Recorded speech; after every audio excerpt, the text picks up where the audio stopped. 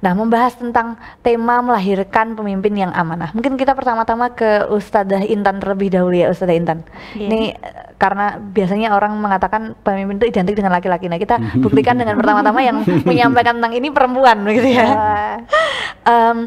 Berbicara tentang pemimpin, sebenarnya pemimpin yang amanah itu yang seperti apa, Ustadzah Intan? Ciri-cirinya pemimpin yang amanah. Mungkin kita buka terlebih dahulu dengan itu.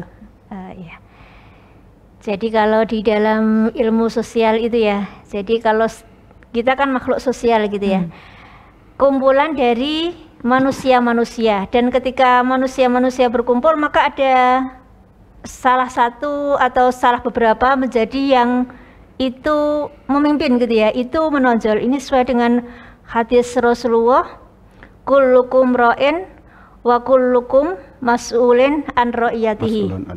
Ya, jadi setiap kalian adalah pemimpin dan setiap pemimpin akan dimintai pertanggungjawaban terhadap apa yang dipimpinnya. Nah, ini menunjukkan kepada kita bahwa setiap diri kita, setiap manusia itu punya tanggung jawab.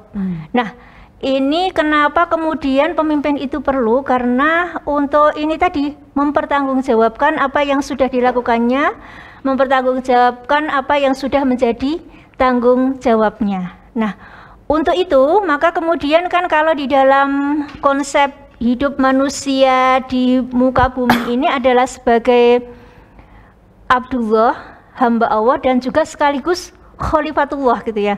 Khalifah itu bisa saya pahami sebagai pemimpin di bumi ini. Maka dari itu setiap diri kita seharusnya menjadi manusia-manusia yang bisa belajar untuk menjadi pemimpin, pribadi-pribadi yang punya rasa tanggung jawab. Nah, ini relevansinya tanggung jawab ini saya maknai sebagai persoalan yang identik dengan amanah tadi. Bagaimana kita menjadi pribadi yang ketika dipasrai sebuah tugas, sebuah tanggung jawab, kita amanah, kita mampu mempertanggungjawabkan amanah itu. Nah, karena di dalam hidup ini kita punya tujuan, maka sebagai seorang pemimpin yang pertama itu adalah tahu tujuan dari kelompok orang yang kita pimpin gitu. Jadi seseorang itu harus punya visi, punya gambaran, punya tujuan masa depan, sehingga kita ketika kita mengajak diri kita dan orang-orang sekeliling kita bisa memilih jalan untuk menuju tujuan yang akan kita tuju. Jangan sampai kemudian kita malah salah memilih jalan, salah mengajak orang untuk memilih jalan, justru tidak menuju tujuan, malah menjadi orang-orang yang tersesat gitu ya. Itu yang harus kita hindari. Nah, makanya kemudian tentu saja sebagai seorang pemimpin, selain kita harus punya visi, harus tahu betul tujuan yang akan kita tuju, yang kedua adalah seorang pemimpin itu mampu melaksanakan tanggung jawabnya baik secara mandiri maupun secara berkelompok begitu ya. Nah, seorang pemimpin itu selain punya kapasitas kompeten gitu ya. Jadi dia bisa mengarahkan orang, bisa mempengaruhi orang, dan bisa berinteraksi, berkolaborasi dengan orang lain, juga sekaligus bisa meyakinkan orang yang dipimpinnya agar bersama-sama begitu ya, agar bersama-sama untuk bisa meraih tujuan. Bukan sebaliknya. Kadang-kadang kan ada dalam sebuah kelompok, dalam sebuah jamaah gitu ya, ada orang-orang yang kalau dalam istilah ilmu sosial oposan gitu ya Pak Asad ya. Jadi berbeda gitu ya. Ini menurut saya ini perlu juga untuk menjadi semacam kritik, semacam masukan begitu ya. Jika para pimpinan itu melakukan ketidaktepatan, melakukan kesalahan. Nah, itu makanya kemudian seorang pemimpin itu juga harus punya kemampuan itu tadi, komunikasi yang bagus dengan orang lain, agar ketika terjadi gesekan atau mungkin terjadi ketidakpercayaan, dia bisa meyakinkan orang lain agar bersama-sama untuk meraih tujuan.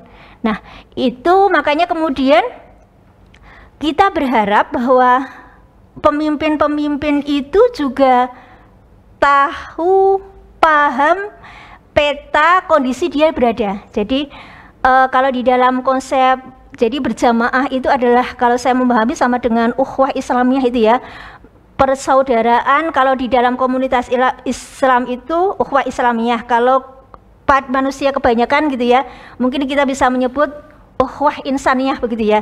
Jadi paham peta orang-orang yang ada di sekelilingnya ini, tingkat pendidikannya bagaimana, tingkat pemahamannya bagaimana, kemudian pilihan-pilihan hidupnya bagaimana. Ini karena terkait nanti kita memanfaatkan apa yang kelompok kita punya, keluarga yang kita punya, bagaimana memanfaatkan potensi-potensi yang dimiliki oleh masing-masing anggota kelompok kita untuk bersama-sama meraih tujuan. Bahkan kita berharap tujuan yang kita tuju itu bisa diwujudkan secepatnya gitu ya, tidak memakan waktu yang bertahun-tahun, berlama-lama gitu ya. Tetapi kita juga ingin agar apa yang kita impikan, apa yang kita cita-citakan, dan apa yang kita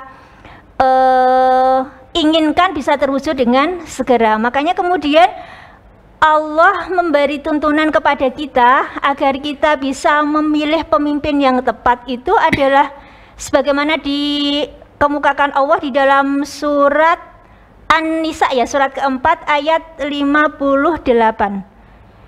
Innallaha ya'murukum an tu'addul amanati ila ahliha. Innallaha, sesungguhnya Allah, ya'murukum, memerintahkan kepada kalian semua, an tu'addul amanati, menyerahkan kepemimpinan itu ila ahliha, kepada ahlinya.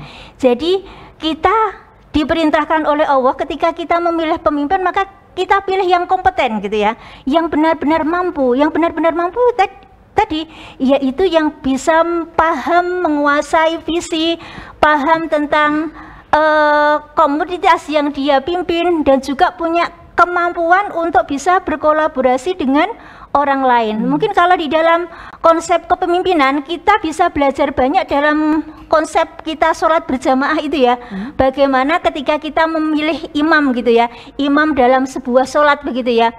Imam itu adalah panutan, maka kemudian imam itu kita pilih berdasarkan orang yang terbaik di antara para jamaah gitu, agar kemudian para jamaah itu bisa mengikuti imam itu dengan benar, sehingga kemudian semua bisa kompak, semua bisa bersatu untuk meraih tujuan yang sama.